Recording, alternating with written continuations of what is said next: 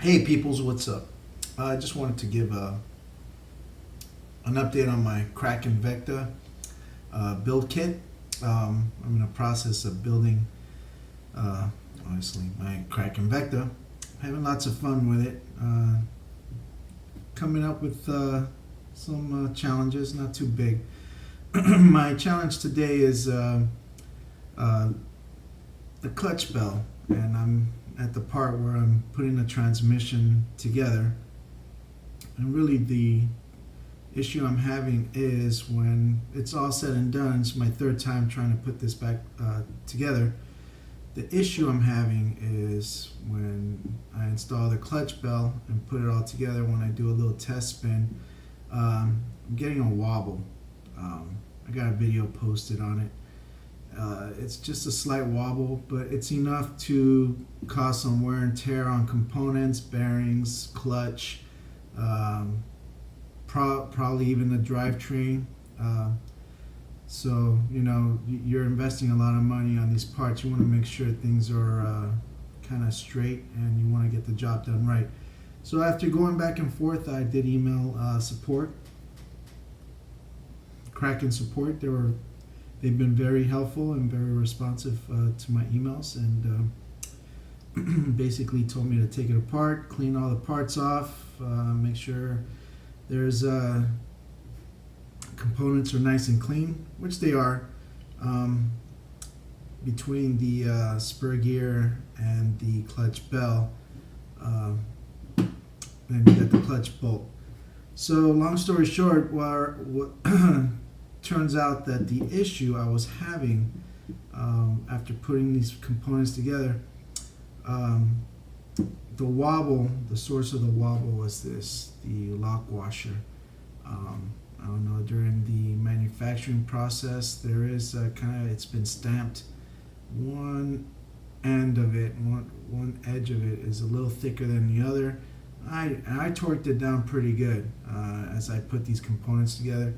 I snugged it down to a point where, geez, this thing's gonna break on me, and eventually you're gonna want to take this apart. So as tight as I went, still got the wobble, but when I removed this component and did a test fit without this washer, the wobble was gone. So my culprit is this lock washer.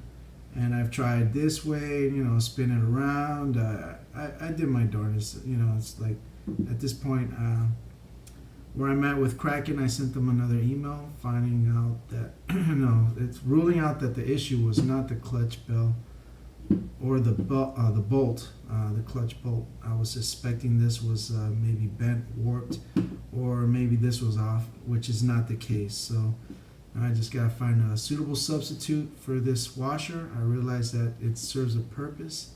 So I'm thinking maybe a flat washer, kind of, I don't know. That's where I'm at right now, trying to find a suitable sub. If I do go with a flat washer, I'm using thread locker. You're supposed to use red according to the directions when you're putting these specific parts together. And this stuff is like cement. It does a good job. You don't want to go overboard with this because you'll have a heck of a time taking these components apart, as some other people will tell you who's got experience with this. So another thing, tip, maybe can help somebody out who's going through this specific build, is the use of this retaining compound. The instructions strongly recommend the use of this stuff when you're putting all the bearings together with the transmission housing. This one's part of this deal here, so that's the only one I haven't secured. I couldn't really find any specific information. I looked on YouTube, and I've seen some videos on how people use this, but nothing specific to this application here, and small components.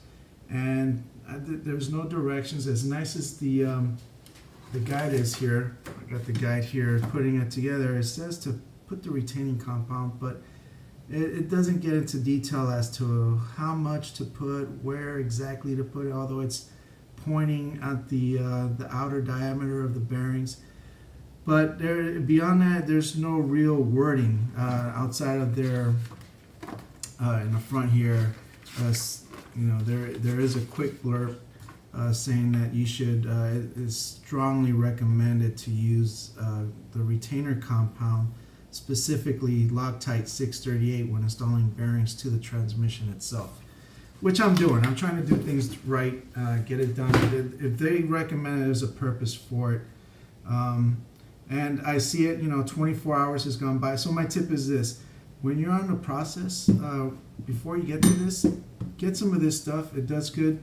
It helps you out. It takes up the gap on the outer diameter of the bearing, creates a nice seal. It's a strong adhesive. These are about 24 hours cured on there, and that's the thing, guys. You just want to make sure, put the bearings in, let this stuff cure overnight. I live in Florida, high humidity, so it's going to need the 24 hours. In other areas, I don't know what climate, or drier climates, it might cure quicker here or there based on temperature. But here in Florida, high humidity, 24 hours later, it's on there pretty good. And it's going to make things easier when you go ahead and put all these gears and components together to the transmission. On the instructions, I thought, I'll just put a glob of it around, put it all together, put all the pieces together. But I had dribble, and it was just getting messy. It was getting all over the place, and I don't want any of that, especially I don't want any of that adhesive getting into the bearings and whatnot. So I wiped it all off, let it sit overnight. When it's done, it'll make this process a lot easier. So anyways, I hope it helps somebody out. If you guys have any questions regarding this build, I'm going through it for the first time. I've never really built the 5th scale. It's an awesome RC car. I got a LSE, I got an HPI. They're awesome cars as well, but this is a whole different animal, and this is a pretty fun project for me, and hopefully this helps somebody out. So anyways, thanks a lot, guys, for your attention. Have a great day.